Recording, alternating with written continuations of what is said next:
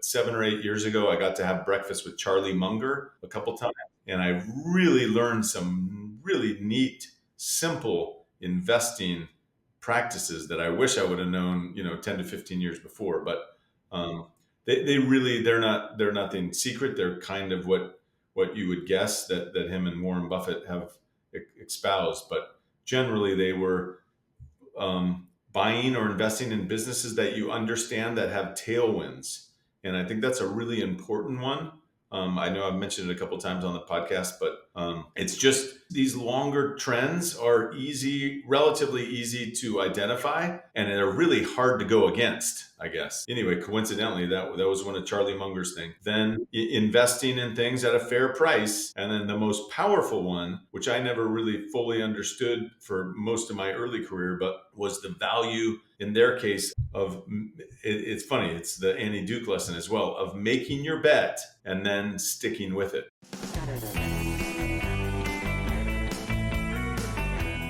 Dear friends, welcome. I'm Kurt Derdix, and I am so thrilled you're here because today we have a very special guest, my friend and advisor, Brett Brewer. We're privileged to present a rare and insightful interview with one of the most esteemed and influential figures in the Los Angeles tech market and beyond. And in this episode, we explore Brett's journey through entrepreneurship, investing, his impact on the tech community, and his various philanthropic initiatives, from co-chairing the Alliance Charter School Network, as well as LA Tech Cares. Pressing rewind, Brett wasted no time, started doing real estate deals at age 17 while in high school, and then built a portfolio of real estate while at UCLA, which is incredible. They didn't have the internet back then to figure out how to do this stuff, so this is old-fashioned scuttlebutt, the masterclass in entrepreneurship. And in the dot-com boom of the late 90s, Brett founded Intermix Media, which owned and catalyzed MySpace. That's right, MySpace Tom worked for Brett. And Brett was at the helm with Mr. Rosenblatt at Intermix, which the two of them led the landmark acquisition by News Corp. And he tells the Rupert Murdoch story. It's remarkable. And we talk quite a bit about the deal. So that's really, really interesting for anybody that, like me, was on MySpace. Social media that was my on-ramp to social media. And it marked the market too. It was a really, really important deal. After MySpace, Brett took the helm at AdKnowledge and grew it to a $300 million revenue business in 2 years and subsequently sold that business. So they say once you're lucky, twice you're good. I think Brett's great because the story evolves. Like, he took his winnings and his expertise and his network, and he reinvested it back into the LA tech market by co-founding Crosscut Ventures with Brian Garrett and Rick Smith in 2008. And over the past 15 years, these guys have invested in almost 200 startups, profoundly shaping LA's technology landscape. We're now a top 5 global tech market, and it's very much a lot to do with the work that these guys did over the last 15 years. So this interview is great, and I recommend you stay tuned for Brett's remarkable Brettisms, these pearls of wisdoms that stick with you long after you hear them. So, friends, without further ado, here's Brett. Ladies and gentlemen, boys and girls, without further ado, it's a big honor and pleasure to introduce my friend Brett Brewer to the show. Brett, you've been a bucket guest list for me, and I'm so delighted to have you on. And now in the context of you being an investor with RWA Group, this is icing on the cake, my friend. Well, thrilled to be here, Curdy D, and you must have a low bar for your bucket list, but I will hopefully deliver on the goods, and most importantly, really happy to be on your show and to be part of your movement. Oh, thanks. Yeah, one mind at a time. But in this conversation, we're going to be mining for insights and dig into the fun stuff like your famous Brettisms. But pressing rewind, we haven't really known each other that long. I met you a few years ago at a surf ranch event that Crosscut organized with our friends at Fenwick and Mark DiTargiani, formerly PacWest, now Bank of California. And we ended up playing a bunch of music. You're a great singer, buddy. I do have a 3-song album. I had a really nice Taylor guitar. I let you borrow it, and I pulled out the mandolin, and I think you were like, who's this guy with the mandolin? Very And impressive. Any guy with a mandolin already is a winner in my book. yeah, it was fun. I was singing a little harmony. I think we were drinking a little whiskey, and it was a great night. And I had known Brian for a few years. I met him through Mark Schuster at Upfront a few years back, 7 years or so ago now. We're 2024. It was probably 2017. And I had known about you guys because of all the great work you've done in the LA tech market, but our sort of paths didn't cross till more recently. And then I got to go back to the Surf Ranch again, 2022, the next year, and we spent some more time together. And one of the things that I commented is your energy is just incredible. You're somebody that people just gravitate towards, and kind of, not to embarrass you too bad, but like, what do you think the core of that gravity is? It's a great question. Number one, thank you for being yourself and doing what you're doing for the community and being such a hustler at places like the Surf Ranch. As you pointed out, bringing the mandolin and a guitar and your positive energy and your incredible enthusiasm is one thing that makes an event, which is 30 to 32 people spending 24 hours together at the Surf Ranch. That's really what makes it unique and makes it an amazing experience, right? If you just have people there that are primarily there to work on their surfing or primarily there to try to get a deal done, it doesn't really work. And so it's people like you that keep that energy pure and consistent and amazing. And so number one, thank you for that. Number two, if I had to answer your question honestly, I would always say I get that from my parents are super authentic and super inclusive and have always tried to bring people together and to connect like-minded people and kind of sometimes connect non-like-minded people, but really have worked in a non-tech world. My mom was a teacher and my dad was an optometrist, but everything we did as the Brewer family was about including people. We never one single time, do I remember growing up, would we say, so-and-so wants to come over for dinner, and would my mom say no? I mean, literally not a single, or so-and-so wants to go to the beach with us for 4 days, and we would say no. We always found a spot in the car and always found a spot in the little house wherever we were staying for more. So anyway, that we are essentially a makeup of where we come from. And so I think that's certainly where it starts and where I owe a lot of that credit to. Yeah, I know, that's so sweet. And I can appreciate that. My parents are super cool too. And people love hanging out with my parents almost more than like hanging out with me. I hate to say this, a total cheesy dad joke, but your dad being an optometrist, like, was it important in the Brewer family to see eye to eye? Not a bad joke. I've heard them all. And my eyes are still good. People ask me. It's unrelated to my dad being an optometrist, but that's funny. So kind of pressing rewind. I heard that you did your first real estate deal at age 19. Is that right? I actually got my real estate license at 17 when I was in high school. And then my senior year of 18 years old, I did find from Turlock, California, in the great Central Valley of California. And real estate is much less expensive than it is here in West LA and than it is in lots of parts of the country. And it was 1991.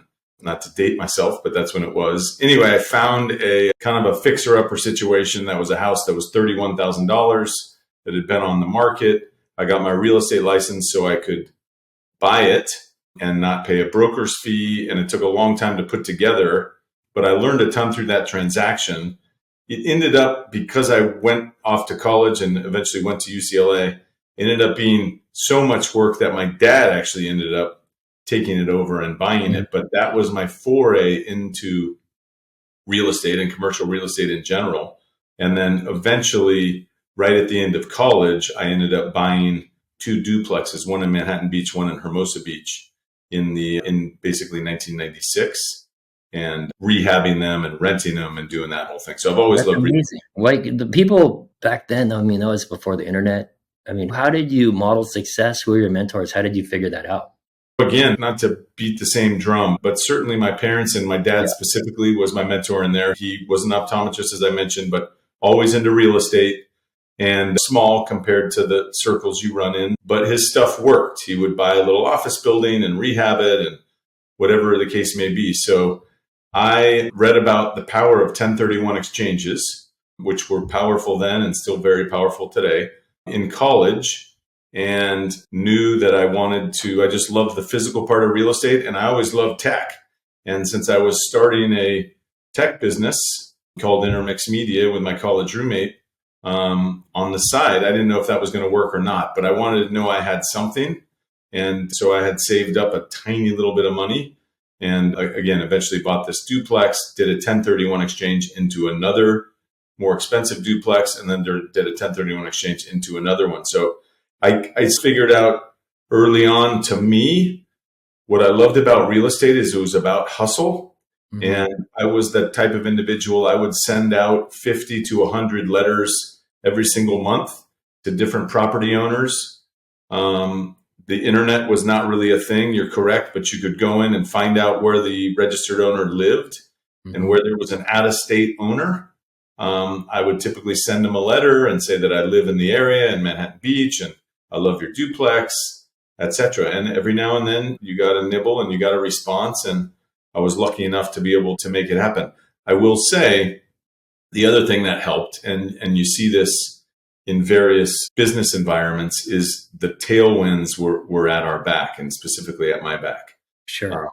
Yeah. I mean, we were going through a recession kind of, or at that point, did you do any seller financing, or you? Yeah, we did. No, all those were bank financing, but the numbers, to put them in perspective, the first duplex was $450,000, and it was on a walk street in Hermosa Beach. And then the second duplex was on 16th Street in Manhattan Beach, and it was $650,000. Those numbers today would be exorbitant. That's incredible. And you just kept rolling 1031s. That's amazing. So I think that's a great kind of segue into Intermix, which is an incredible LA story. And it's probably one of the highlights of your career. Tell us about kind of that transition. You went to school, you're doing a business. Maybe fundamentally is like, when did you know, was there a point where you're like, oh, I'm going to be an entrepreneur? Like, that's my path.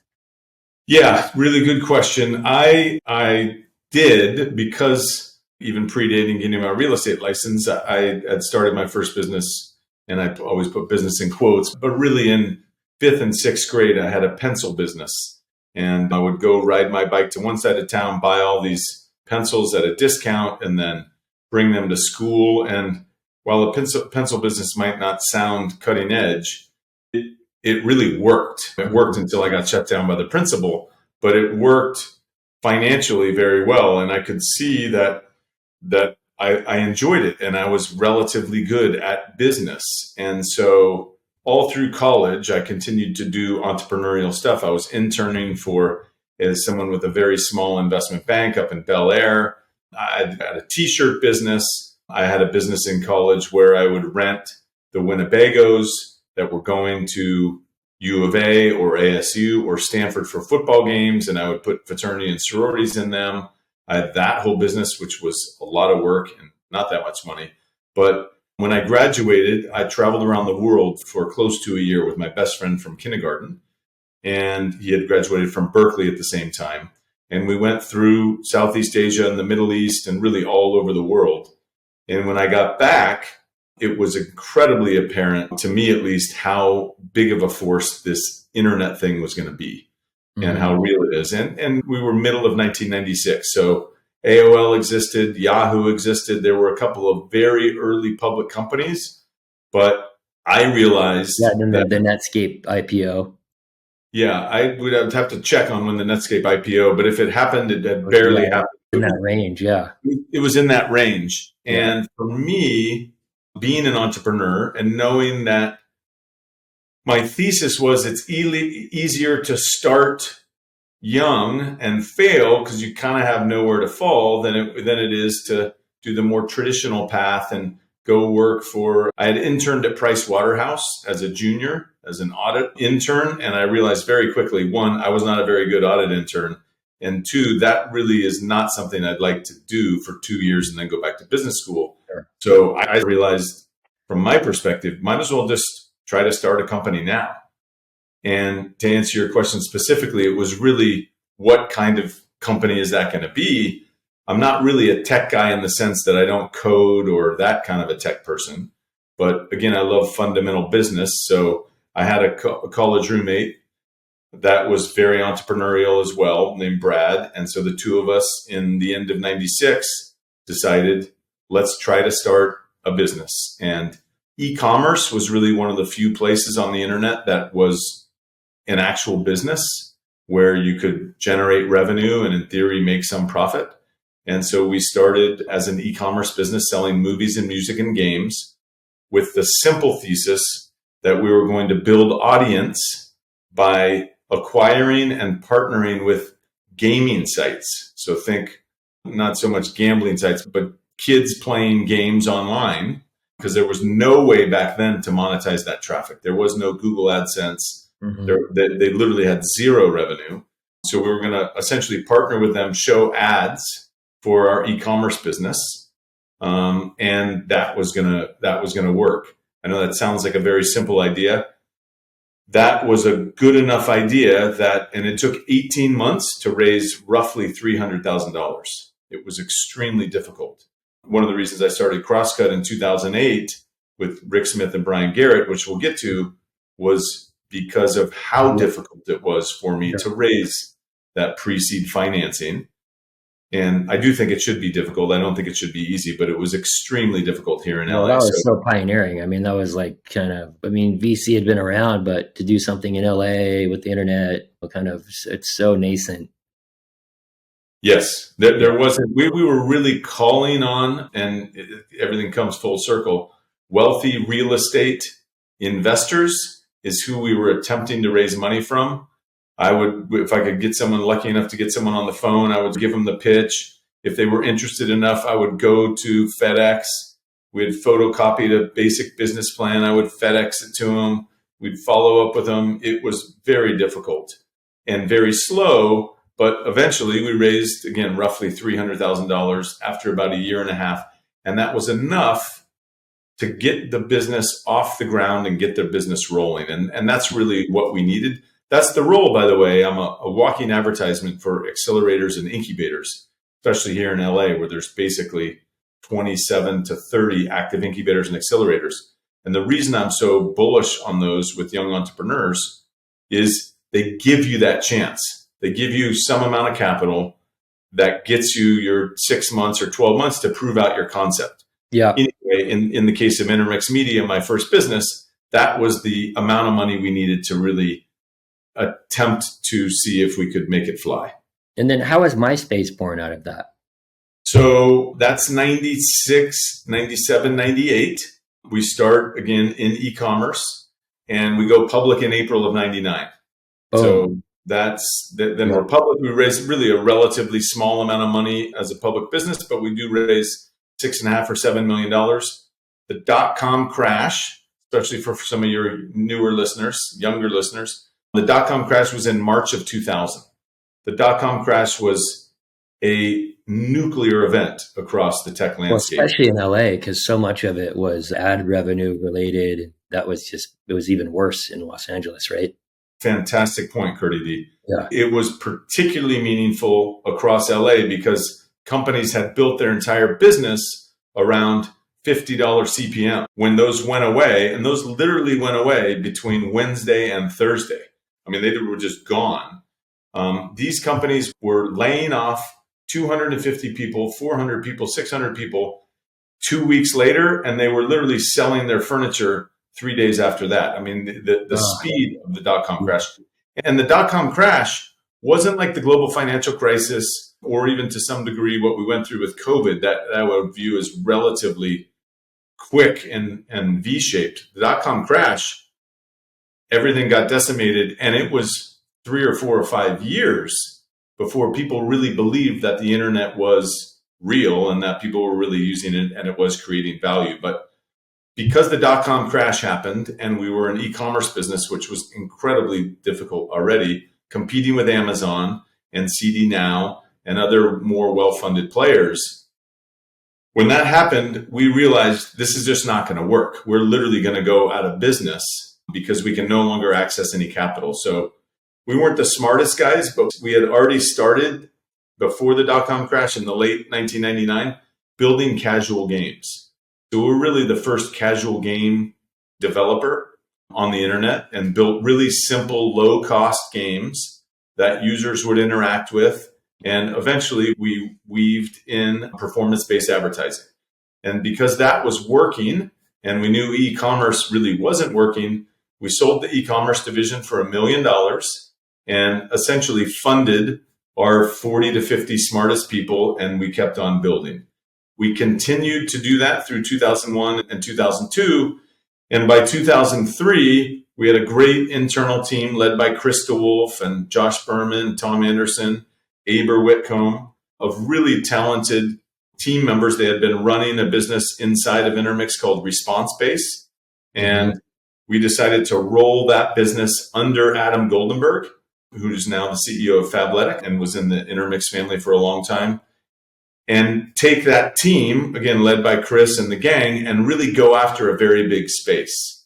So because we had been building all these casual games all these years, and we knew the value of low-cost content, and we saw Friendster, which existed up north, my friend Jonathan Abrams, now a great venture capitalist, had this site called Friendster, but Friendster was both uncool and very difficult to use. And so the open space for us, the hope was that we could launch this thing called MySpace, and it would be cool, and it would be easy to use and easy to connect with lots and lots of people that shared your interests. So we launched with an internal office promotion. I actually sent the email to everybody in the company and said, we're launching MySpace. It's a place for friends. We're going to have a little contest. The person with the most amount of friends by the end of the month wins $250, second place $150, third place $50. Please invite all your friends. That went out. My friend Sheila, who's now married to Marco Ilardi, who was both of them were at Intermix for a long time. She won the contest, and that's when MySpace started. And it started in LA, and it started very noticeably like something special because we were already an internet publisher with game sites, and we had greeting card sites and sports sites. We knew traditional behavior was coming back to these sites 1 to 2 times a day, looking at 5 to 8 page views. Even MySpace by week 2 or 3 or 4, and there's only 15,000 people on it, but even that early, people are coming back to the site 5, 6, 7 times a day, and they're looking at 15, 16, 18 page views every time they come. Holy smokes. Yeah, you guys are like, this is lightning in a bottle here. What month did Sheila win that contest roughly? Do you remember? July of 2003. Oh, wow. Because I remember probably early 2004, I had a girlfriend and she came over to my house one day and she's, I'm setting you up with this thing. It's called MySpace. I was like, oh, this is cool. It was fun. And I got put my music on it. What was like your top 8 friends and all that, right? Yes, exactly. Yeah, so cool. Yeah. And so one of the default, and it sounds like you had a smart girlfriend. I'm sure she ended up doing well in life. But the top 8 friends was key. And the other thing that was key was Tom Anderson being everyone's friend. Yes, so brilliant. And it's funny seeing him. I follow him on Instagram, and it's so funny that it's at MySpace. Tom, it's hilarious. It's hilarious, yeah. So he didn't. That is a good lesson for all of us. That came out of suggestion from our users, right? So that Tom Anderson was not everybody's friend until about month 3.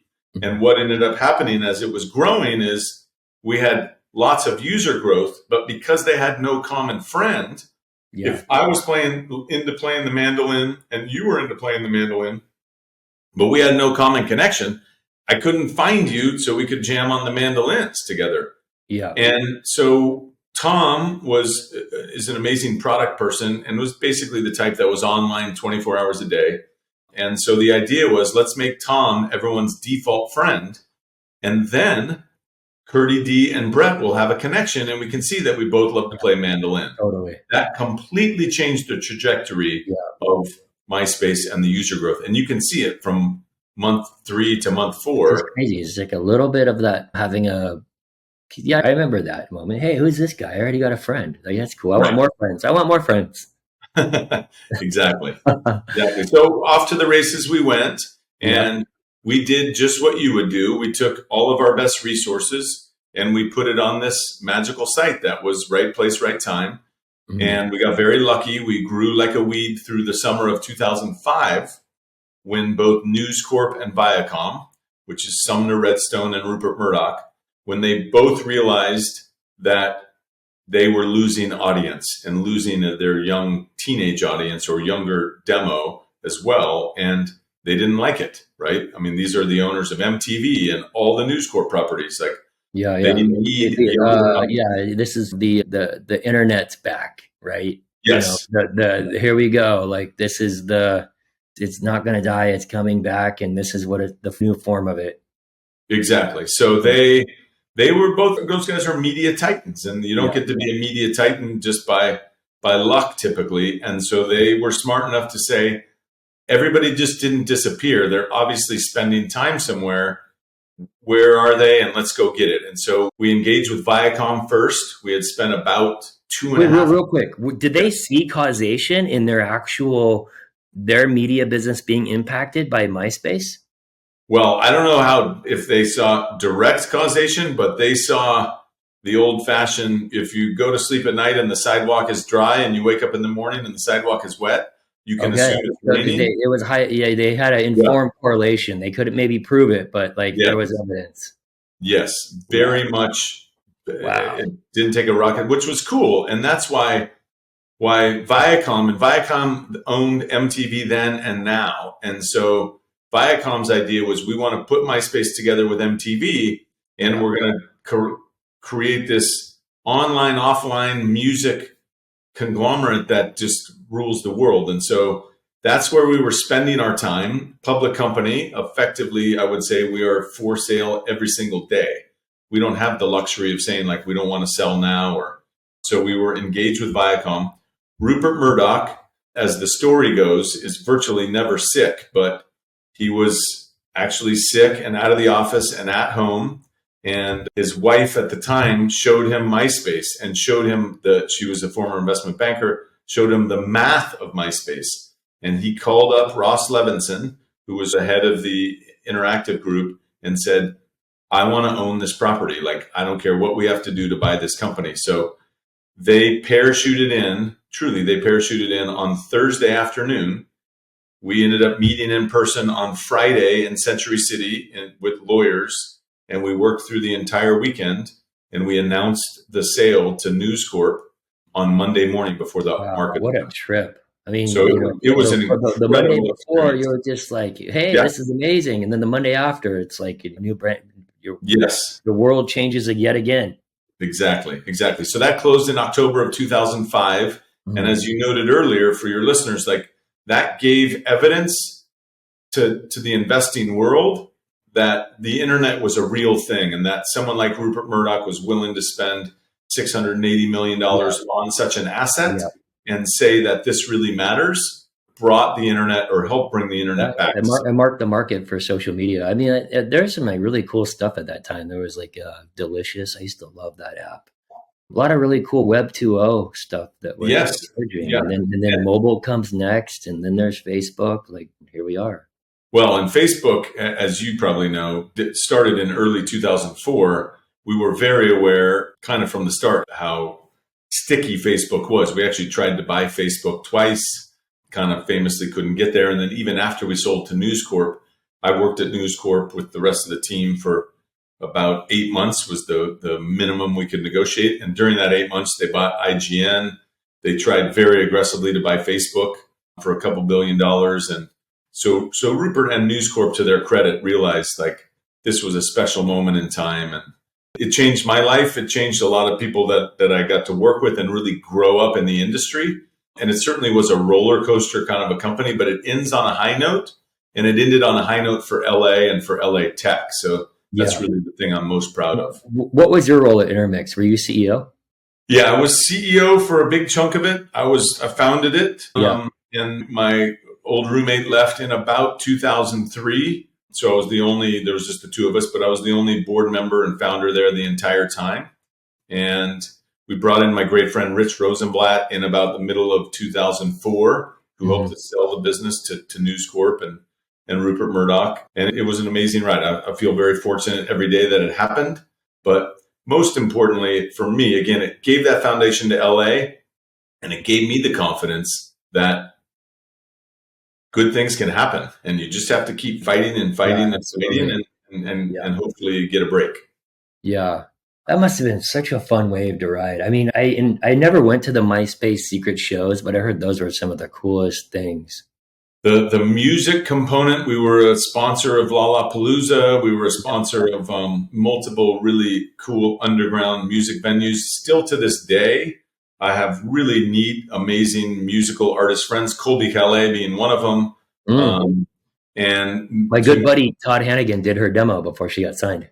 oh, cool. Yeah. Yeah. But Colby on a regular basis, still on stage, credits MySpace for launching her career. Lots of artists do. Yeah. And I'm into music, as you pointed out earlier. It kind of warms my heart. A lot of them are really big time musicians that are kind of 40 plus musicians, but they say, Brett, I wouldn't be here if it wasn't for MySpace. That's amazing. Yeah. And it's the truth. Yeah. So I think that part is cool. It's also kind of interesting that nothing like it exists today, and that there is a void there as these musicians. It was really, I'm trying to think of a word but it was cool. And it was like, Facebook is so kind of generic, and like the thing was like everybody could do their own flair to it. And part of it made it a little bit chaotic and messy, but that was also kind of the fun and the vibe. Yes. Well, that's funny you say that. That really, to continue the story, and you go through 2008, 2009, 2010. Yeah. With too much scale and that chaotic and messy and control that a MySpace user has over the page, it ends up, that was the reason why it got so big and created so much value, but it also ended up being its own downfall because it just was too unruly, and compared to a more programmatic Facebook format, it ended up kind of imploding on itself. Mm-hmm. Do you think Zuckerberg had a fundamental insight that would be the case? I think he's very smart, and I give him credit for building an incredible business. I don't know if he exactly knew, like it was in writing that would happen, but certainly their formula, even just to give him credit around the advertising side. So we didn't have the luxury of not having advertising on every page because we had to spend the money on the servers. Yeah. Facebook raised $500 or $600 million as a private business and was able to go years and years with having no advertising. And then given a certain scale and a certain amount of data, they layered in the advertising. With hindsight, that certainly ended up being the right way to go. There is a book, by the way, for any of your listeners that are really into it, called Stealing MySpace, The Battle for Control of the World's Most Valuable Website.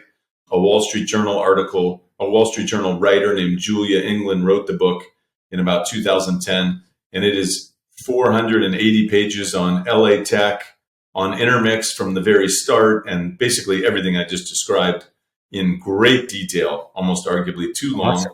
Yeah. If anyone, we'll link to the book in the show notes. So if anybody wants to geek out, double click in. It's awesome. Well, so that Monday happens. Yep. Your world changes yet again. And tell us how that felt. Was there any sort of like, I don't know, a little, like, I mean, how did that, you were able to do a foundation, you're able to start Crosscut, like, what, I would love to hear if you're comfortable sharing kind of, was there any sort of, your experience around that? Yeah, it's funny. I am, maybe again, back to my dad and my parents, I'm a deferred gratitude or deferred compensation type person. So one of the things I'm most proud of at Intermix is that we had every single person in the company had options, and lots of the original team. And because the other thing I'm proud of is everybody really stuck together for all 7 or 8 years. Mm. Lots of people made lots of money. Now, not by Facebook and NVIDIA and all these current companies' numbers, but by in 2005 dollars, it was a very significant exit for a lot of people. So 19 years ago, plus it's like pre-08, so people are getting liquid going into a downturn. So right. Yeah. So it was material. I guess my point being, I don't have the personality type to go out and buy a Ferrari or go out and buy a condo in Cabo. Like, that part didn't appeal to me. As I remember, I took one day off maybe at the most and took a deep breath. And it actually, the News Corp time ended up being really nice. I had never worked for a big company either before or since. Mm-hmm. And News Corp's actually a very well-run, large company. And because basically our entire gang, Rich Rosenblatt, Krista Wolf, Adam Goldenberg, everybody jumped into the News Corp family, that allowed me to kind of take a breath and learn a little bit about bigger scale business, right? Mm-hmm. From there, as an entrepreneur, as you pointed out, I knew I didn't want to stay working inside of a 50,000 person business. I wanted to do another business, right? Unlike Intermix and starting from scratch and taking 7 or 8 or 9 years, I wanted to maybe skip some steps. So the ad monetization partner of MySpace was a business called AdKnowledge. And AdKnowledge had a fantastic product. Amazing LA company. Great story. And it's a whole nother story, but I'll make it quick because I know we're limited on time. But it was founded by a guy named Scott Lynn. The business had never raised any outside capital. His pitch was, Brett, come here, help me scale this business, help me raise outside money, and we'll grow this thing as big and fast as we can and see what happens from there. So I did exactly that, raised money from Technology Crossover Ventures 6 months, maybe 7 months after I had got there. And we, through a series of acquisitions and opening offices in Sydney, Australia, in the UK, in London, small office in Paris, 10 offices around the United States, we grew that business to roughly 300 million in revenue and 40 million in EBITDA in 2 years. Amazing. And right place, right time. We ended up selling a majority to TPG and a couple other smaller private equity firms. And that was a much more simple, straightforward process than the Intermix story, but it was just as rewarding in a lot of ways. And we built an amazing culture as we had at Intermix, and I was very proud of what we did at AdKnowledge. At that moment in time, that's where I took a deep breath and I said, okay, I've now been operating businesses for 11 or 12 years. I've gotten lucky. Well, I think it's hard to get lucky twice. I think isn't the mantra, once you're lucky, twice you're good? I didn't know that, but I'll take it. Yeah. I do think people can get lucky twice, and hopefully. Yes, yeah, the odds are low, but yes, you're right. Yeah. And I think people understate and misunderstand luck in entrepreneurship and starting companies. There are so many factors, as you yourself know very well. So I like to attribute more of it to luck than anything else. But regardless, it worked out and it had a happy outcome. And I thought about the components that I loved the most, right? Which is building teams. We skipped over it because of the length of the podcast, but we did a lot of acquisitions at Intermix Media and launched a lot of companies, not just MySpace, but all kinds of other sites, and built teams around dating, around refillable ink cartridges, around greeting card sites, sports sites. At AdKnowledge, we had 6 or 7 divisions, and putting the proper GM in there and building around them and allowing them to be successful was really the parts of the job that I liked the most. And my next door neighbor and one of my best friends was Brian Garrett, who you're very familiar with. He had been at Palomar, which was an existing LA-based fund that wasn't overly relevant in the LA scene. Well, yeah, I had Brian on the show and we got into this, and I was like, what must have driven you nuts that your neighbor's at MySpace and you're probably pitching it to the investment committee? And he's like, yeah, until I was blue in the face and they passed. Right, exactly. Yeah. So Brian got to see that firsthand, and then to a lesser degree, but saw that also happen at AdKnowledge. And so for me, it was really 2 things. It was Brian being there and Brian having the passion, and I could see it in him that he wanted to build a venture fund. And then when I thought back to Intermix and what was hard for me, it was very hard to raise pre-seed capital. Yes. We eventually raised money. We raised money from Redpoint. We raised money from Vantage Point. We raised money from San Francisco funds. And then in the case of AdKnowledge, San Francisco and New York funds. Never even pitched with either of those businesses an LA-based venture fund. So the thesis was very straightforward. It was, let's plant the flag in this market and become the go-to seed fund for Southern California entrepreneurs. Yep. And our bet from 2008 on was that the technology landscape was going to continue to diversify, and amazing number of entrepreneurs and enterprise value was going to be built in this market, and we would be rewarded for being that fund. Fast forward through time, 175 investments later, we're 5.5 funds into it. It's the best job I ever got to have. I love being a venture capitalist. I love being an early stage venture capitalist.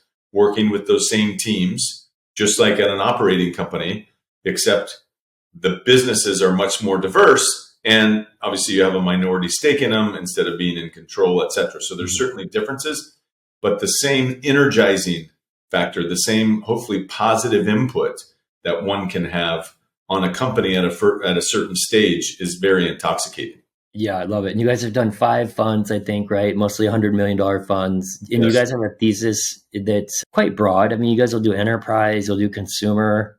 Is there Yeah, something? really, we really, the focus has changed over time. So we've Yeah. often said we are a reflection of the most talented entrepreneurs in this market. So yes, dating back to early crosscut funds, we did direct to consumer, we did e-commerce, we did ad tech, we did marketing tech. We really haven't touched that stuff in years. It is funny because we had some high profile wins. And so that sort of sticks with you. But today we do a lot of energy transition and climate tech and what we call frontier tech, especially around space and defense. Those are our biggest areas of focus. And not surprisingly, those are really areas where Los Angeles has either a leadership position or close to a leadership position in the US and arguably in the world. That's where Crosscut wants to be, where we really are backing the world's most talented teams, solving extremely big problems. Yeah, that's great. I connected you guys to Tamarack, who is doing a lot in that space. And yeah, it's really cool. You guys are very collaborative too. You guys are very open. You guys seem to embrace this. You have a kind of a win versus a zero-sum game philosophy that I think at the end of the day is more strategic. Plus, it's a lot more fun. It's a lot more fun. And that really comes from, that was born at Intermix, and that was born in the early LA tech community. And the reason is, I know your listeners are all over the country and all over the globe. The LA is getting closer to the Bay Area in a lot of ways, but LA was a tiny little fraction of the Bay Area tech scene in the late 90s. And the reason that was so relevant is it was really hard to recruit talent to come to LA. Talented engineers were concerned. They would say, well, Brett, maybe I'll come work at Intermix, but if you guys go out of business, there's no other tech company where I can go work. So I'm not going to leave Apple. I'm not going to leave Dell. Sure.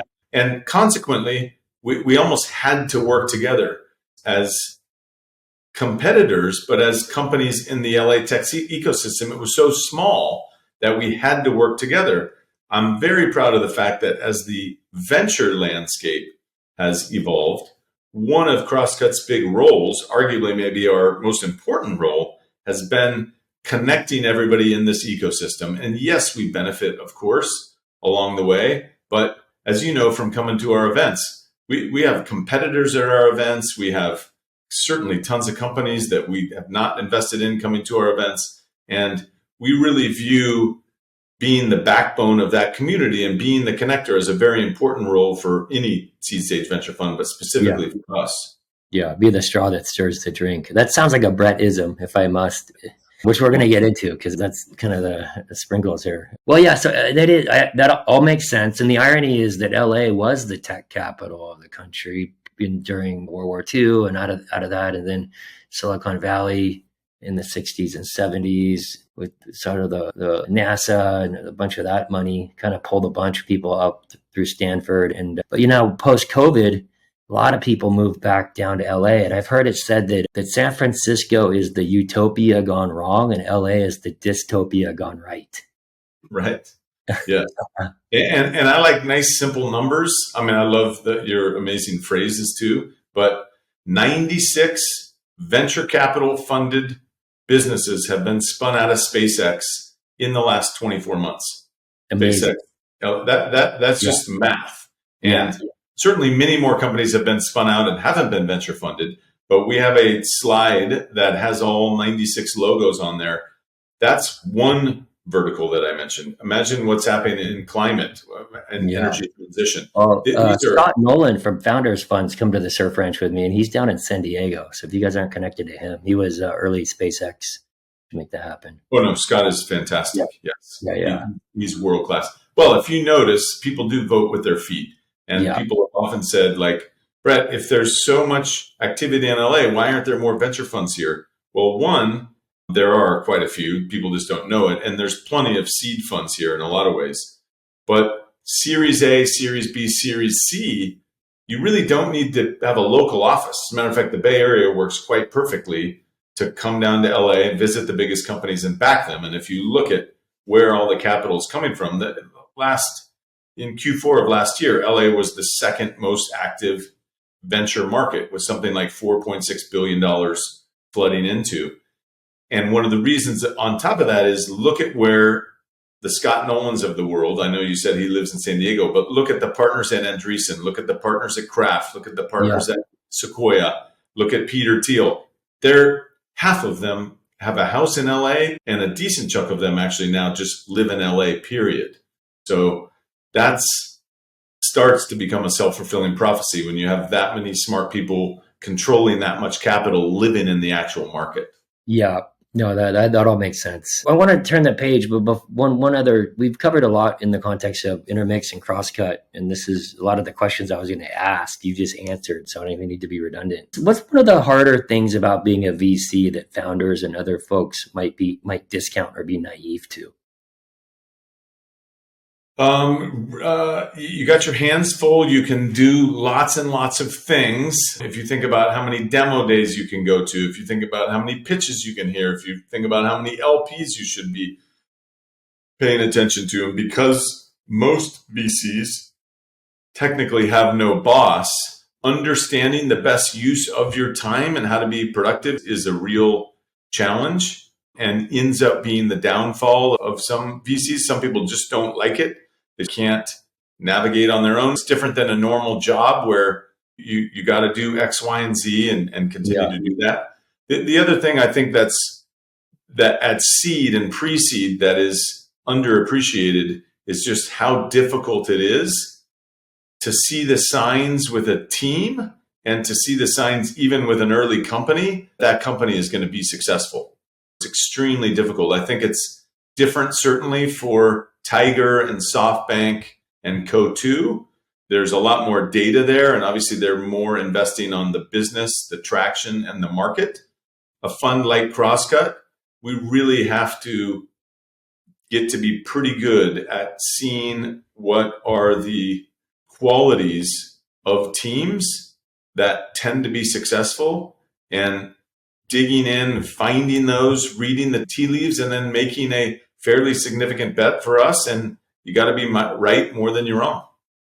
Yeah, I think that's wise. I mean, how do you see those green shoots? And especially when it's a mix of new markets, people coming into existing markets, very hard job. One other question, this is kind of me being a student and also just being such a fan of your perspective as an operator and your perspective as a fund manager for so long. Like, what are some of the biggest patterns of breakdowns across your portcos, or even past teams that you've managed? And what solutions and advice do you have for leaders and teams on how they could avoid some of those breakdowns? Mm-hmm. So many breakdowns. I don't know, just a couple that come to mind. We certainly try to avoid it now, but you do see and it's difficult, I realize, but you see the founder and founding team where they're too confident and they don't take feedback either from their investors that are seeing lots and lots of companies, or from their user base or their potential customer base.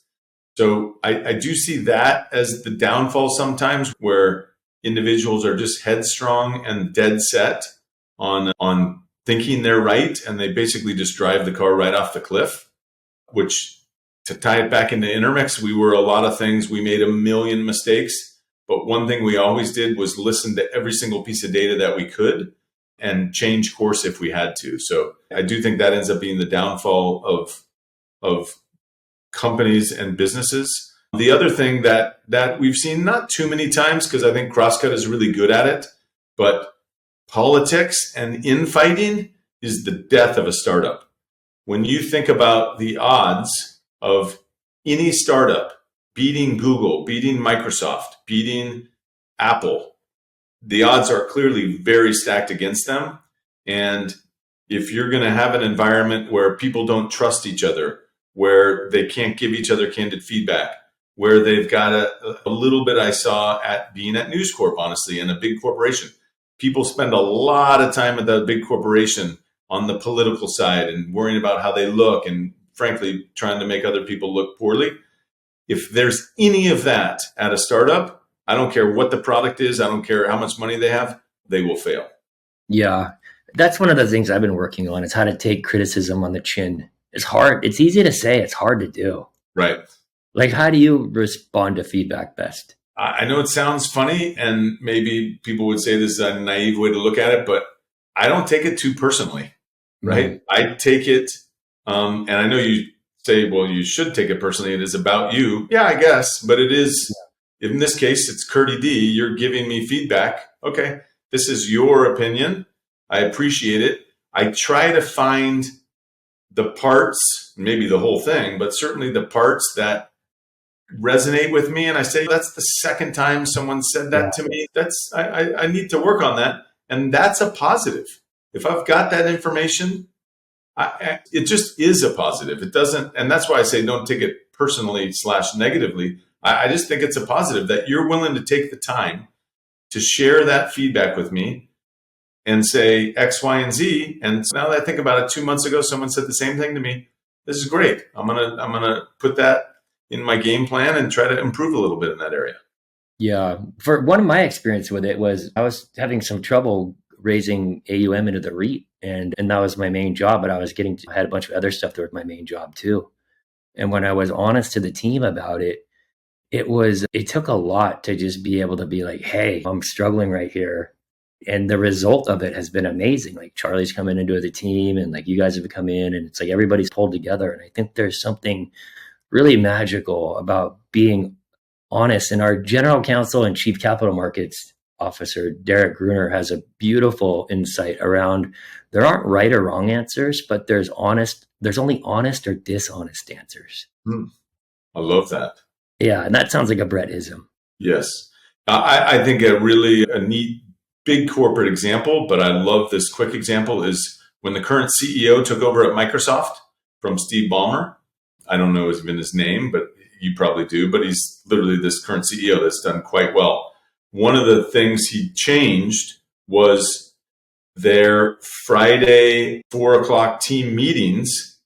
He instituted a system where everybody gets to write whatever feedback they want for that week. And that manager of that 10, 12, 20 person group reads it.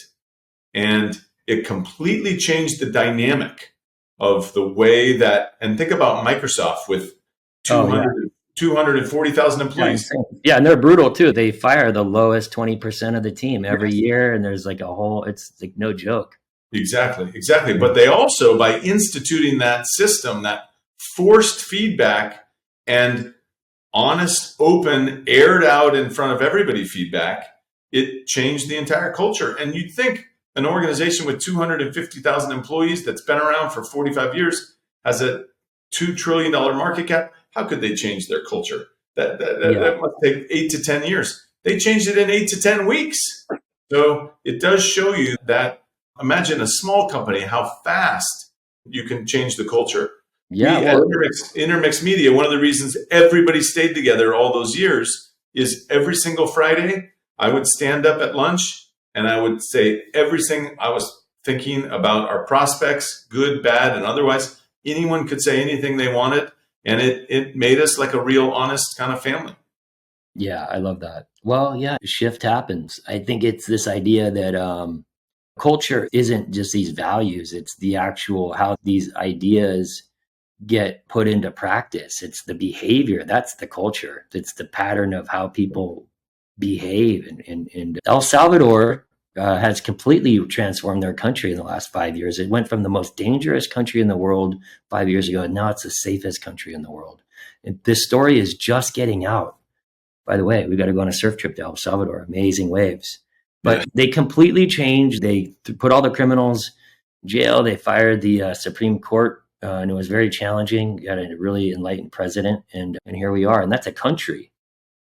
By the way, I did not know that. I knew things were going better. I did not know those stats you just shared. That should be shared with all in front page Wall Street Journal. Yeah, well, and that's what I think a good segue into the foundation work that you're doing. You hosted another incredible event at your house. People love your events. You've been a board member at Alliance for a long time. I think Alliance is objectively the largest charter school system for in Los Angeles County. Is that true? Yep. 26 public charter high schools, 13,000 Yeah, kids yeah, across Southeast LA.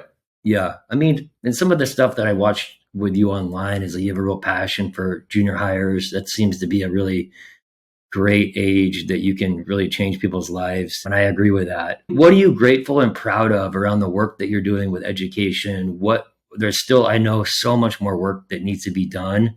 And how can people get involved and be helpful to you and your mission? You got a great question, and thank you for it. So the event on Thursday night was the 5-year celebration of LA Tech Cares. And LA Tech Cares was born in COVID, so it's really not that old. Think of the March of 2000 when kids were first getting sent home from school. And we live in Pacific Palisades, admittedly in a community where lots of people's kids, including our own, went to private schools. And those kids get sent home during COVID, and the teachers say, log on to this Zoom, and we're going to continue class the next day. And it might not have been perfect, but generally they were able to continue their education. From my seat of being on the board of Alliance, and now I'm co-chairman of the Alliance Charter School System, in 2000, I saw a very different picture playing out in Compton, in Watts, in downtown LA. Our kids of Alliance would get sent home, and they would then be at home, typically with or without a computer or access to a computer, but in lots and lots of cases, no Wi-Fi, and certainly no consistent Wi-Fi. So I sat in our old office on Main Street, which you visited many times, and I contemplated what to do. Honestly, to me, it was a 4-alarm fire. It's not a secret that there's already a divide between the quality of education that we provide here in the US, but specifically California, between the haves and the have-nots. But this COVID situation, which none of us had ever gone through before, was going to turn that divide into the Grand Canyon in about 4 months. I mean, if you have a 5th grader that can no longer continue his reading or continue his math, how's this going to work? I mean, he's going to be behind like tomorrow. So Yeah, they're already behind. Exactly. So I called amazing Kwanzaa Jones, who I had been part of her supercharged conferences that she did in downtown LA. She's an amazing, inspirational person and does a lot of projects. And I called Kwanzaa and I said, Kwanzaa, we got to do something about this. We hatched the idea, named LA Tech Cares. We came up with the idea to get Wi-Fi hotspot. I essentially empowered and reached out to the LA Tech community, raised just under $300,000 in 10 days. And we bought 5,000 Wi-Fi hotspots, got them from Sprint, and distributed them to kids at Alliance Charter schools that didn't have Wi-Fi. And this was a bunch of like aha moments for me. But the biggest one was how the LA Tech community, how fast they would swing into action if they were presented with an immediate concern and need and way to solve it. So from that point, we basically came up with the plan every year to pick another beneficiary. Since then, we've supported the LA Recovery Fund. We've supported 9 Dots, which is programming skills for 2nd and 3rd graders. We supported latech.org, which helps seniors in high school get into technology companies in the first place. And then this year, we're supporting EdVoice, which is all about pushing legislation in Sacramento that helps all kids and really uses the power of Sacramento to accomplish the goals that I just described. But the main thing is that organization has now raised well over $1 million for these beneficiaries, and all leveraging technology typically for kids in need and kids in lower income communities. So that's LA Tech Cares. I started on my education mission in about 2000, kind of the year before we started MySpace. I just always realized in my own path how important education was. I had to work a little harder, honestly, in a lot of ways than most UCLA students. I went constantly up to the tutoring center Every single TA office hours, I was sitting there for the entire time. Like that's just how I had to learn and the only way I could get through UCLA. And that was my path. And I wanted to make sure, to the extent I was able to be lucky and have some success, that I would put all my resources back into giving kids those same opportunities and giving them tutoring resources. And in the case of Wi-Fi, technology resources, and whatever the case may be. So the Brett and Sky Brewer Family Foundation only supports education-related needs, and we've done it across After School All-Stars for 15 plus years. We started After School All-Stars in Hawaii, where my wife is from. We're now in 15 schools on 2 islands, and we just had our 15-year anniversary a couple of weeks ago, as well as a few other very relevant and amazing organizations. And those people, by the way, as these organizations are the ones doing the real work, right? They're in the classroom. They're visiting these kids every single day.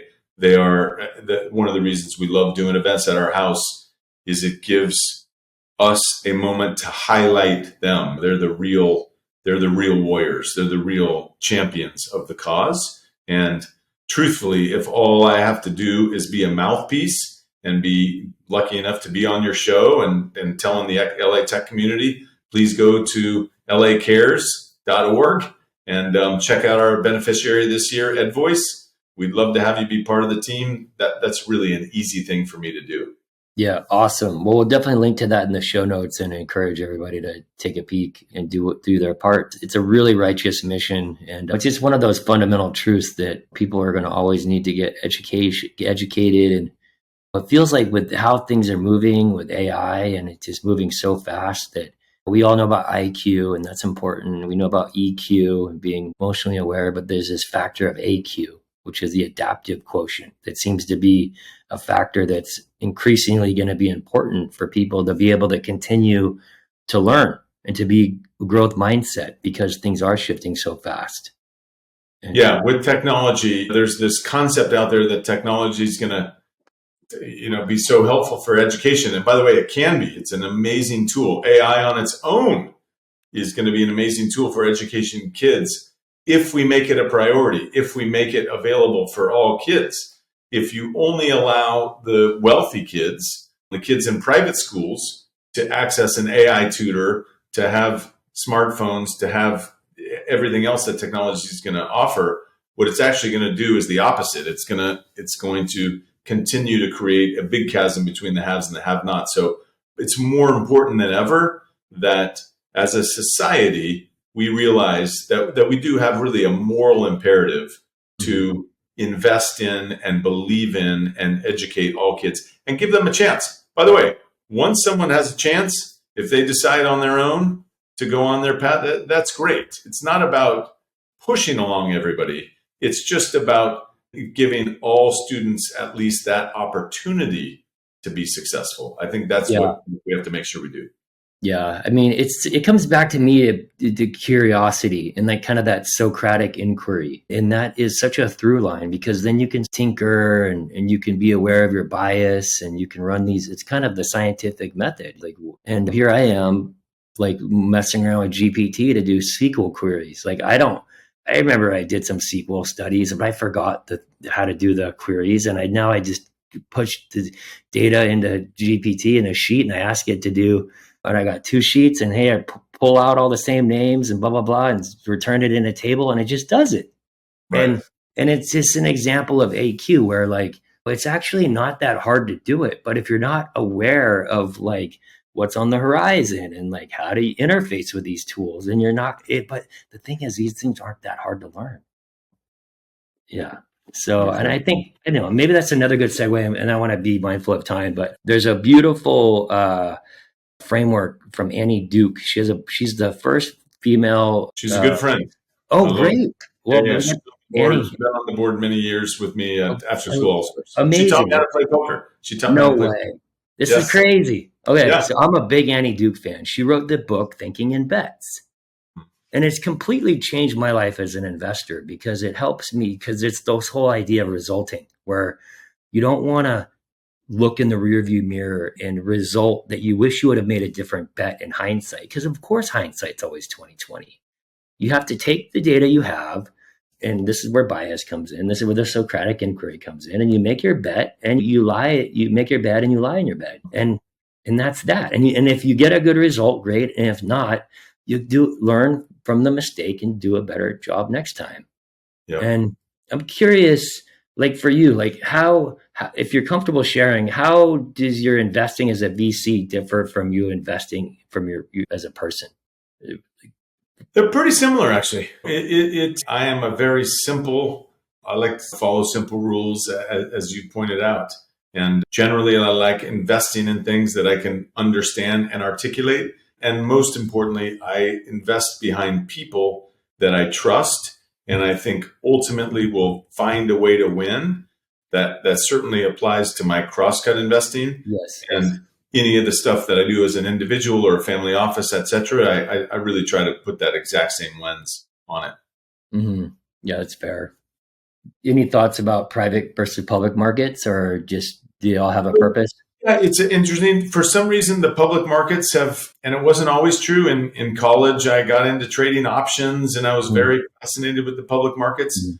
But pretty much since the day we went public, which was roughly April 14th, 1999, I have had very little interest in public market stock picking.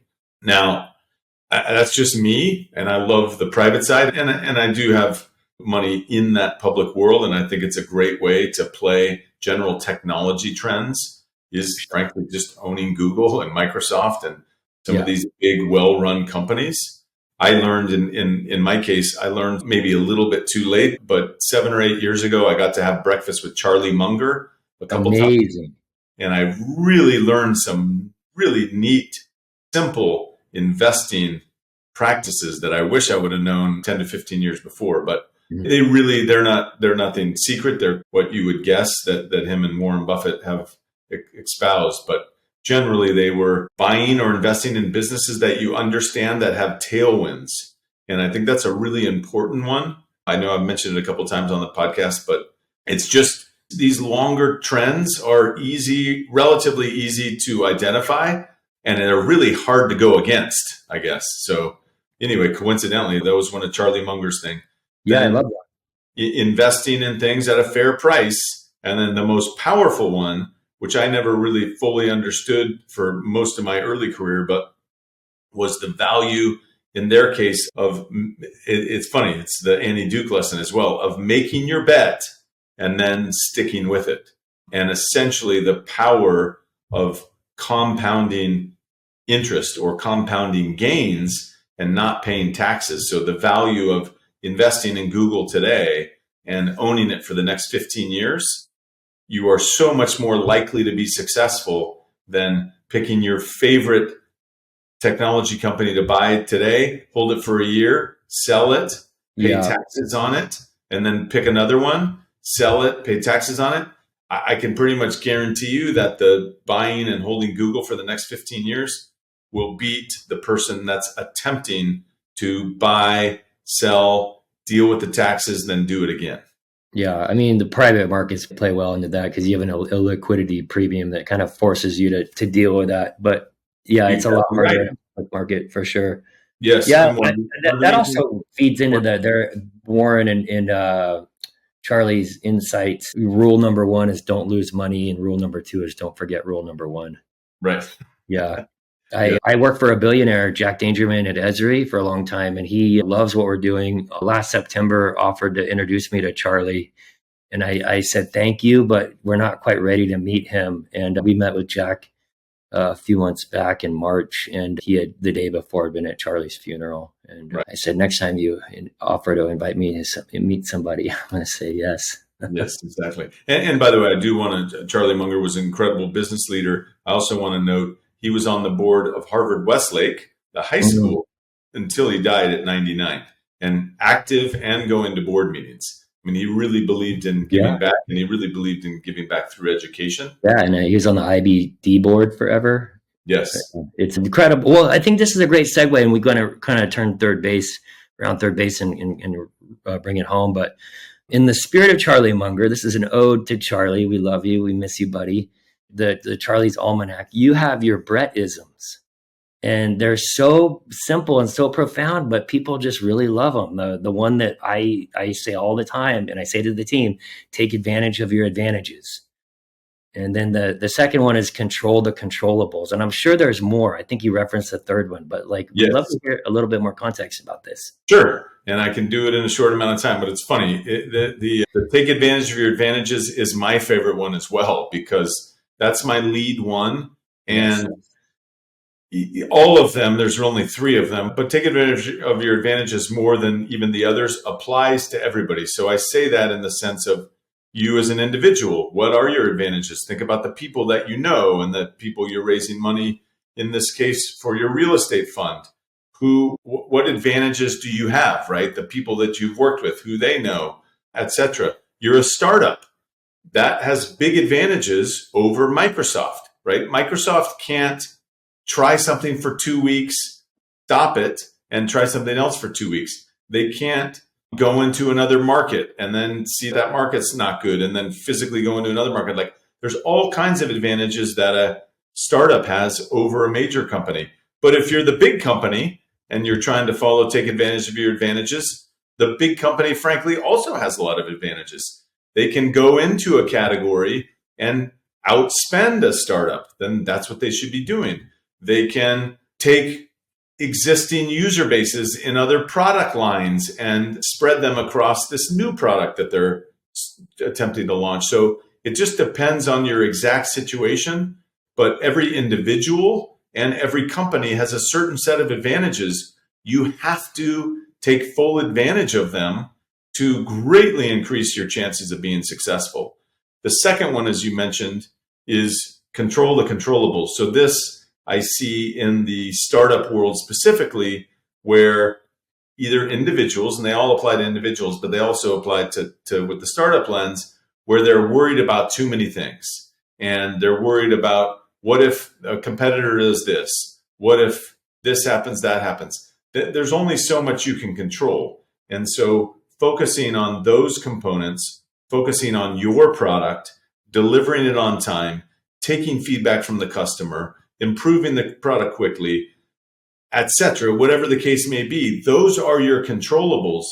Worry about those, and you are significantly more likely to be successful than not focusing on those. And the final one. Well, real quick on the controllables one, I think there's this sort of Eastern insight too, that it's a bit Buddhist in the sense of like, it's Dale Okuno, one of my mentors. He was my investor at CitySource, our first check. We were able to return capital. I know he's on the board with you at Alliance. The way he describes this in another way is, don't pay twice.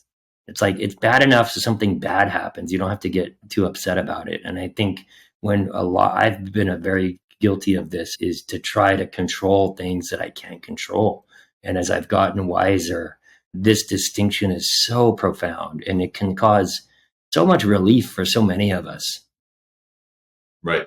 Well, you just hit the nail on the head. I mean, that's it. You stay focused on what you can control. And it's also, as you pointed out, it's a relief. It's less exhausting. It's comforting when you realize there just are lots of things out of your control. And the less time you spend worried about them, the better off you'll be. Yeah. And you have a couple more, right? Yeah. Well, there's only one more, and that's, I always prefer action to inaction. And that, again, applying it, I know a lot of your listeners are individuals, and then a lot of them are at a startup, but it applies equally to both. And by that, I mean, you think about the salesperson that's coming into the new job, and they're a little bit nervous about calling the leads, and they don't know, is this going to work? Well, I don't know either, but I always prefer picking up that phone and starting to call people than writing your script 4 or 5 times. As a startup, I see it consistently where startups have a little bit of this perfectionism disease where, I don't know, is the product really ready for launch? And what if we tweak the color? And what if we did this? Or what if we did that? And is this, I don't know. But I much prefer action, as in launching it, as in exposing it to your users, calling a customer, whatever it is, over inaction. Yeah. And as a startup, the one thing we know is doing nothing or doing very little, you're going to go out of business, right? You're not Microsoft. So by definition, you have to do something extraordinary. And the only way you're going to do something extraordinary is by actually doing some action. And so when in doubt, consistently at conferences, I bring that up, action to inaction. I have people all the time at conferences coming up to me, Brett, I had this idea and it's for a search engine. It does this and the other. I'd say, that's fantastic. That's what you said to me last year and the year before. What have you actually done? Well, I don't know if it's I don't know either. Yeah. But let's do it. I don't know. Let's launch it. Let's see. Let's see. Exactly. So yeah. Anyway, those three things are what I came up with 20 years ago. And they've morphed and they've changed and their meaning have changed, but generally they've stayed. Yeah. So the action versus inaction, I would agree with it generally with an asterisk. I think it's like profound, true. Like in your example, sales, they call it call reluctance. I mean, you got to break a lot of eggs to get the omelet, right? But I will say, I think there needs to be some other addition to it where you have to factor the risk. So when I was at Lime, you went like the Facebook, go fast and break things. Well, we would there was an absence of some quality control, and we pushed out a bunch of scooters that were messed up, and it was really expensive. And so you have to factor some factor of the risk, right? Around the action.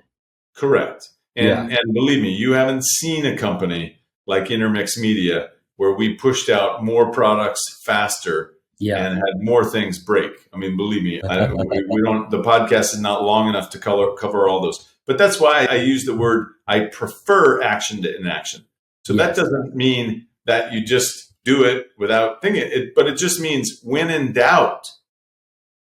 I think you are generally better off by letting it see the light of day, by giving it a chance to succeed or fail, than you are by tweaking the font again, by doing another 5 customer surveys, by talking to your uncle about it. Yeah, like what is the rule? If you're happy with a product, you waited too long to ship it. Right. Great rule. By the way, you have 10 times more great sayings than I do. I love that you got to break a lot of eggs to make an omelet. I'm going to start using that. I think that's somewhere in, Farmer's Almanac or something. Right. Yeah. Well, wrapping up, rapid fire, 2 mass questions, actually 3. You're an incredible golfer. You're like a semi-pro, near scratch golfer. I've had the pleasure of playing with you. You're a great golf coach too. Your tip about looking through the middle of to the middle of the earth really helped me with my drive. What's your best score you've ever had? Your favorite course, and who would you love to play golf with that you haven't played with yet? I am. First of all, I view myself as a struggling golfer. I've gotten consistently worse over the last 10 years, but I appreciate it, and I really enjoyed playing with you. My best score, I shot 66 twice about 10 years ago. One of the times with a guy named Peter Tomasula, who was on the PGA Tour for a while, and the other was with Matt Betancourt, who was my high school golf rival from Modesto, kind of our town next door, and he was on tour at the time. They were both on the South Course at LA Country Club before it was redone, and it was much easier, and then nothing else in the 60s. So it's kind of interesting, but they both happened within this 2.5, 3 week window where it just happened, all things were working. My favorite golf course, I know it sounds a little cliche, but I think Pebble Beach is the best golf course I've ever got to play. I love the energy there. I love every single hole. I actually love the grass and the way I really hit down on the ball. So I love the way I can take a big divot. Makes me feel like Chichi Rodriguez and Lee Trevino from the old days. And I really just love, of course, being in Monterey, and Pebble is amazing. And then I would love to play with Tiger Woods. I've never played with Tiger Woods. I think Tiger Woods is pretty extraordinary, clearly a flawed individual, but as resilient as he's been, as much of a winner as he is, and as how hard he works, I would jump at the opportunity to even play a couple holes with Tiger. Yeah, awesome. And then we both love music. If you could have any band, artist, singer, songwriter, rapper, you name it, play any venue in the world, past, present, or future, who would it be and where? Ben Harper, without a doubt. Ben Harper is my favorite musician, has been so for 25 years. I think he's extraordinarily talented singer-songwriter. I love everything about him. He is an incredibly authentic individual. And I would pick our backyard. I would love for Ben to play at our backyard. It's a standing offer. If he happens to watch this podcast. I know some people that are friends of Ben. I've actually met Ben. And me too. Yeah, it's funny. There's a lot of mutual friends. I believe in serendipity, and I kind of think someday it'll happen again. But Ben lives basically in Santa Monica somewhere and is a fairly regular guy, but extraordinarily talented individual. And I think the songs that he writes, I mean, I think he's a poet and really talented. He can play every instrument, what he can do with the flat key guitar and the steel guitar and all those instruments he plays. Yeah, I've seen him play a bunch. It's actually amazing. And those early albums just were transformational. And I went to UC Santa Barbara with Jack Johnson, who Ben kind of blew up his career. Worse. And I got invited to go see Jack play at the Leno show. This is, I think, Jack's first Leno show. It was like an 02 or something. Mm-hmm. And Ben Harper was going to accompany him for the song Flake, I think it was. And then so we're hanging out, and then Ben comes in. And then Jay Leno comes in, and Jay has the book, and it's like, hey, Ben, guys, will you get mine sign the book? And then they all sign the book, and then everybody takes off, and it's just me and Ben, and I think one other person in the room. And I was looking at the book, and I was like, should I sign it? And he had this great wisdom about like taking destiny in your own hands, and kind of winked and encouraged me to sign the book. Oh, cool. Yeah. So he's a really profound dude. Very deep. Yeah. He's world class. If people want to get a hold of you, I know you're pretty private online, but is there a channel that you prefer? Yeah, I'm very accessible. I admittedly am on zero social media and never have been, or LinkedIn for that matter. But no, I'm Brett at crosscut.vc. I am open for business and always looking to partner with super talented entrepreneurs trying to change the world. Yeah.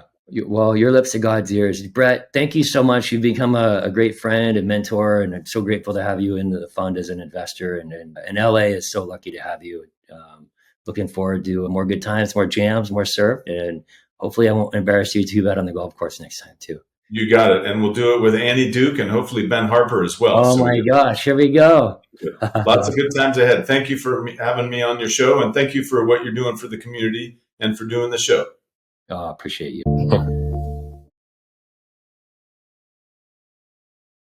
Thanks again to my friend Brett Brewer for being our guest. His energy and insights are the best. And this interview is an example of me taking advantage of my advantages, which is a remarkable network that I get to share with my audience. So thank you for listening all the way to the end here. You win a gold star and some Brettism insights too, so we all win. If you have any venture quality startups to refer or want to contribute to any of the philanthropic work Brett is spearheading, I know he would really appreciate hearing from you. I'm at Curdy D on Twitter and Instagram, at Kurt Deredix on LinkedIn. If the content moved you, please do give us a rating and review. Help spread the word. And until next time, Curdy D loves you.